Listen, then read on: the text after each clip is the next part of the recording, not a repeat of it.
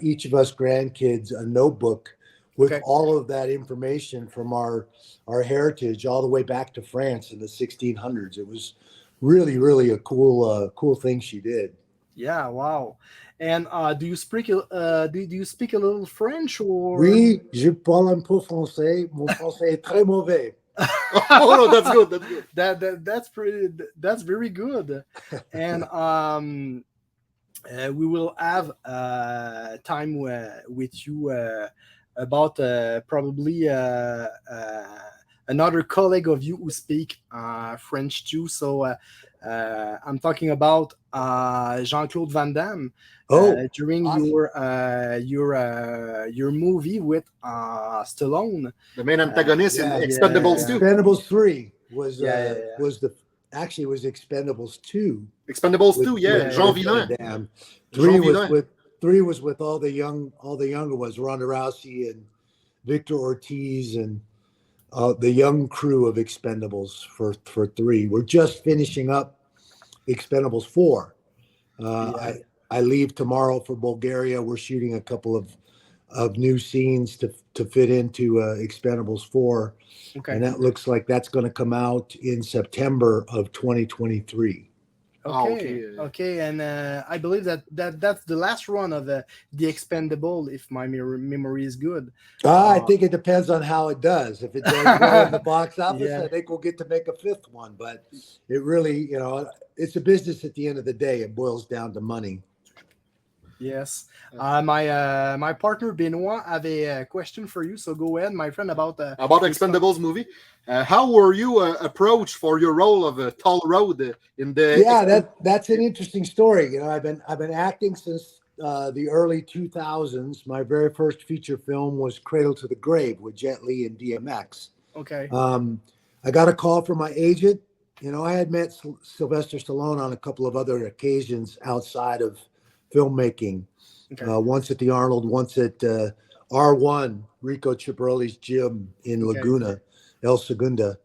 I got a call from my agent saying, hey, Sylvester Stallone wants you to come to his office and talk about this project he's putting together. So I'm like, well, you certainly don't pass up on a call like that. So I came to his office. We sat down. He explained the ensemble cast he was trying to put together and the picture.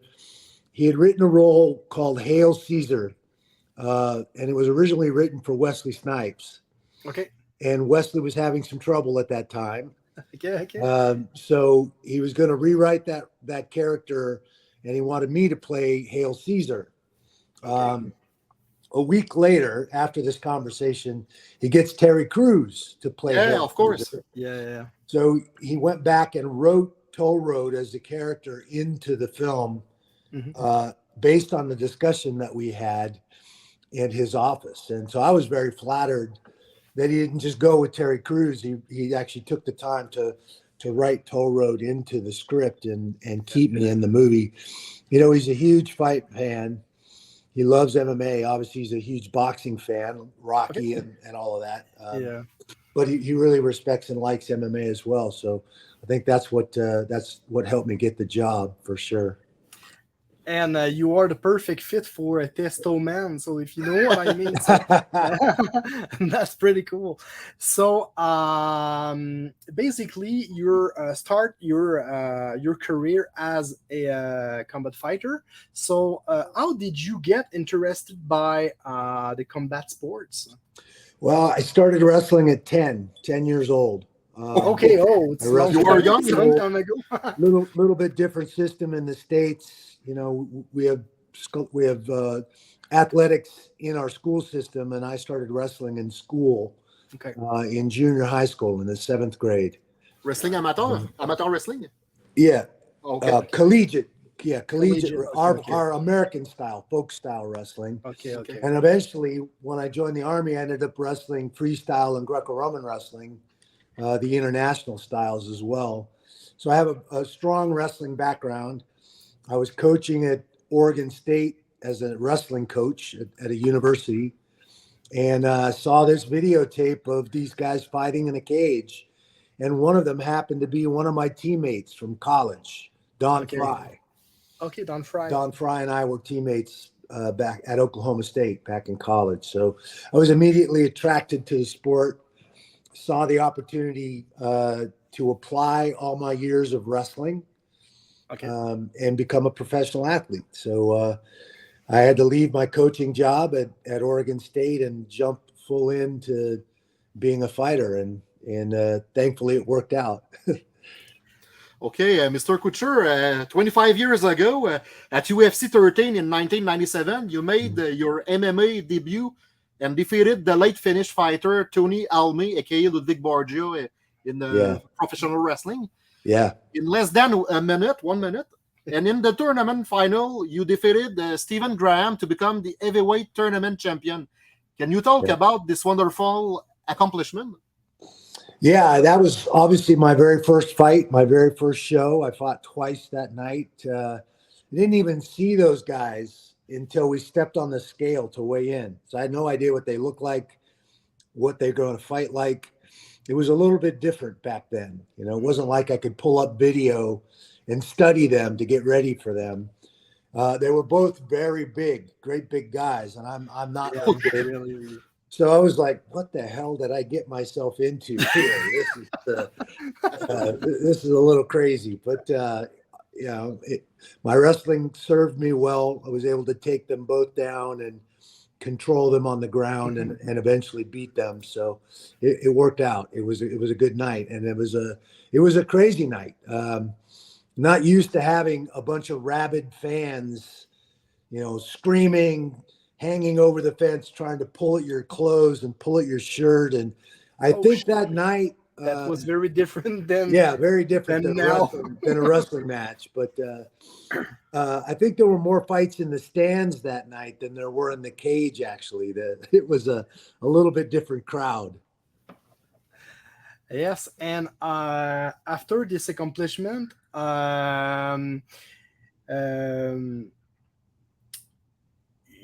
you have a big run with many fighters. So, who was your toughest opponent in UFC?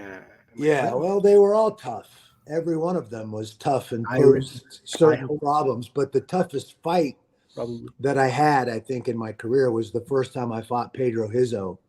I fought him in Atlantic City at the Taj Mahal, and it was a knockdown, drag out, 5-round fight, back and forth. I won the first round. He came back and won the second round. I won the third and the fourth round. He came back and won the fifth round. I broke my nose. Shit. I got kicked in the leg about 14 times in that fight, and my leg swelled up, turned black. You're kidding. Ouch. I didn't walk right for about 3 or 4 weeks after that fight, but I won a unanimous decision. But it was a very tough fight. Nice. Okay. Go ahead, my friend. Yeah, of course. How do you feel to be the only UFC fighter to win a championship after becoming a Hall of Famer and to be the oldest champion in MMA history at the age of 43? Yeah, those aren't things I really think about. They're things that happen for sure, but and certainly proud of my track record and my career and all the things that I accomplished in the sport. But you never really think about it that way. You're just laser focused on going out there and performing, doing the best that you can, doing exactly what you trained to do, and obviously you're do everything you know how to do to win, to be successful. So, but I don't put it in terms of those statistics, and those are just things you just don't think about, really. But I imagine that you don't realize after all this wonderful accomplishments that you see on paper, and that was amazing. I have no word for the. You made history. Yeah, you made history. Yeah, it's pretty crazy. And how at UFC 91, you fought against Brock Lesnar for the World Heavyweight Championship, but unfortunately, if my memory is good, you lost your belt. What kind of preparation did you do to fight with this kind of person, because we know that he is very different than a normal MMA fighter. So he's a super heavyweight. He's a very, very big guy. Oh, yeah. But not just a big guy, he's a very athletic guy. He moves very well. For as big as he is, he moves very, very well. I knew Brock pretty well from wrestling. You know, he wrestled at Minnesota. Okay. Was a collegiate champion. I had seen him wrestle when he was active. Obviously, he chose to transition to pro wrestling instead of staying in the Olympic wrestling. He posed some interesting problems, and it was hard to find training partners that were that big that could simulate, simulate the situations and simulate the size and athleticism that he had. I felt like I was in a good position tactically and technically, had a good chance at beating him. You know, he caught me with a good shot. I think I had him up. Fingers and just say, I had him up in the first round. I looked like I was going to be able to take him down and put him on the ground. And, you know, he grabbed the fence to keep from going down. May have been a different night had he not grabbed the fence. You know, if I was able to put him on the deck and make him fight from his back. But who knows? It was a fun fight. You know, obviously, it didn't go my way, but that's fighting. Sometimes it doesn't go your way. And you do the best, so it is what it is. Oh, yeah. Yeah. So go ahead. Okay. What kind of boss is Dana White? I mean, Dana's a boss. He likes to have control of his fighters and all the entities that are under his tutelage as the president of the company. Yeah. You know, he never really cared much for me. I wasn't one of those guys that was just going to let him do with my career whatever he wanted to do. I held their feet to the fire over ancillary rights and pay and some of the other issues that fighters are still struggling with to this day. And some of that is because of him. So, you know, I think most people see and clearly and know what kind of boss, what kind of person Dana is. This is a boss. Oh, yeah. It is what it is. Yes, it is what it is. And Dana White is a little bit like Vince McMahon, because I can parallel with this without a promoter. UFC will never be the same. So we need just a person with a big team and fighters, so to growing up the UFC like today. So that's pretty cool. And we're talking about the Expendables earlier. So the actors and characters. We would like to hear you about Jean-Claude Van Damme, because there is a lot of rumor about him, because he is blah blah blah blah blah, a little arrogant, cocky, and stuff like that. So we want just hear you about that. We are just curious. You know, I worked with him on Expendables 2 for months in Bulgaria. We shot almost all of that film in Sofia, Bulgaria. You know, I don't think anybody's going to be cocky or act up with a cast of guys and a leader like Sylvester Stallone in a movie like Expendables. Sylvester was giving Jean-Claude a great opportunity to kind of rejuvenate and relaunch his acting career by being the star and the bad guy in Expendables. So I certainly don't. I think Jean-Claude recognized that opportunity. He certainly wasn't going to come to Bulgaria and be on set and act up and you know, cause any issues or any drama. I didn't see a single thing like that working with him for the 3 months that we worked together. He was usually on time. He was easy to work with. He was very friendly. Certainly, you know, he's friendly to me. Okay. But I'm sure he was worried I would punch him in the mouth if he wasn't friendly. So there was one morning, we were shooting a very big scene. We were doing it right at daylight because we wanted that light with the mist and the steam coming off the ground. That particular night, I think he was out. I think he'd been out all night, and he didn't know his lines. And so we were kind of waiting and trying to work around the fact that he didn't know his lines that morning. And it was actually pretty comical. He would stop in the middle of the scene and like he was playing machakas, clipping his fingers together, basically asking the set and script supervisor for a line because he couldn't remember his line. And we were just looking at each other like, what the heck? What is going on here?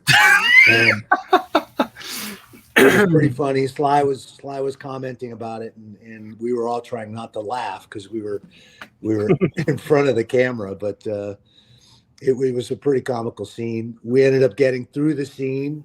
Okay. It took us quite a while, but we got through it. I think it was very frustrating for the director, and I think a little bit for Sylvester as well. But we managed to get through it. He's supposed to be a crazy guy in the film, and he kind of looked like a crazy guy that morning anyway. So, yeah. Okay. Have you ever been approached by a wrestling promotion, like a former UFC talent, like Dan Severn or Ken Shamrock? No, I never. I was never approached. I think because of my amateur wrestling roots in college and at the Olympic level. I think they kind of knew what the answer would probably be, which was I was never really that interested, honestly, in pro wrestling. That's the honest answer. So no, they never approached me about getting involved. Okay. And after your retirement for MMA fighting, we know that you are very involved in your foundation called Extreme Couture GI Foundation. Mm-hmm. It's all about a foundation for helping combatant veterans for the homeless, annuity bills, medical bills, and stuff like that. Can you talk about your foundation, Mr. Couture? Yeah, absolutely. I served in the Army for 6 years, 1982 to 1988. I was in the service, wore that uniform, took that oath. Okay. Obviously, there was no wars going on then. There was the peak of the Cold War. Mm-hmm.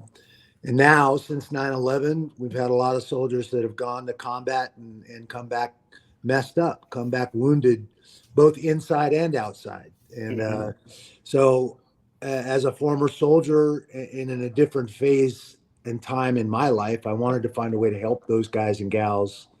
I'd gone to Iraq in 2006 for 12 days and been in the combat zone, to try and boost the morale of some of our soldiers over there.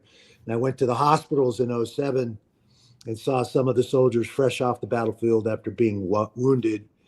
And it was that experience that motivated me to want to form a charitable organization, a 501c3, to try and raise awareness about these guys that have been wounded and their transition back to being civilians. And it's a very challenging situation for them. So I figured if we could raise some funds and give some of those guys and gals some money to at least take that financial pressure off of them while they're in that transition and going through that. So that's what we set out to do. We've been doing that for going on 15 years now. We started that in 2008. And I go out to the hospital every year in January, February, and sit down. And whatever money I've raised that year, I give checks out to soldiers and their families. We give a $10,000 check to each soldier and his family. It takes some of the pressure off of them. Last year, I got to give out 16 of those checks. I'm hoping that this year we've raised enough that I can give out 20 of those checks, but we'll see. So I got 2 events coming up this month. We've got a motorcycle poker run down in Cocoa Creek, Florida, One of my good friends set up that ride. It's where he grew up, and he wanted to do a ride down there for the veterans. So we're doing that. We have our 11th year doing Operation Knockout, which is an amateur MMA fight with Tough Enough. That's coming up this month in November as well at Circa here in Las Vegas, the new casino down by Fremont Street called Circa. And that'll be a fight night that all the proceeds will go to the foundation for our wounded veterans. So we're very proud of what we do. Happy to be helping a lot of those folks take some of the pressure off of them while they transition back to civilian life. And we're a 100% give back organization.